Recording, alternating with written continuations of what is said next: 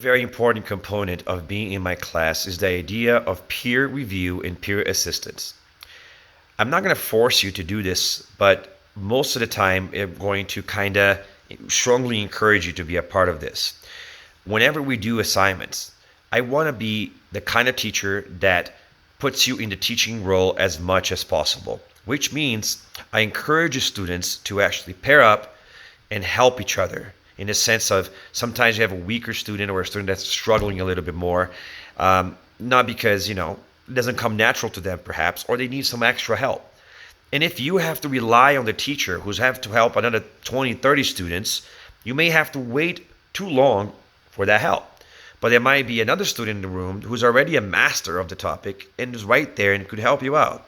So I offer rewards for students that engage in this kind of peer assistance and pairs up with somebody else to get enrichment points or even mastery points for practice for helping a student that's struggling a little bit more. Likewise, I also like to put teachers in another kind of teacher role, which is to do peer review, which means when students turn in assignments, I will often turn to another student who's already completed the assignment or who completed it at the same time and have them switch the assignments so they can get feedback on each other's work before they even show it to me.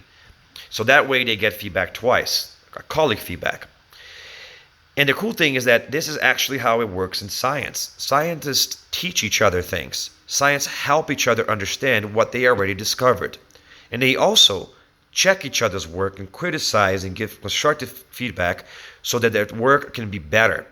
That's the process by which science improves and grows over time. And so if we really have a science class, we should be practicing that process. This also happens during discussions. During discussions, I put students in a position of teaching.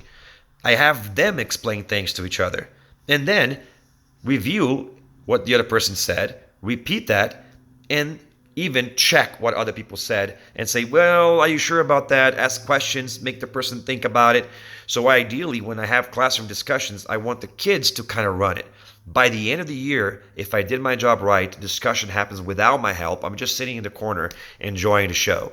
And students are saying things, repeating what each other said to make sure they understood what the person said, asking questions when they don't quite understand or when they think the person kind of needs to clarify what they're saying a little bit more or said something that doesn't make sense, or even just correcting what the other person has said.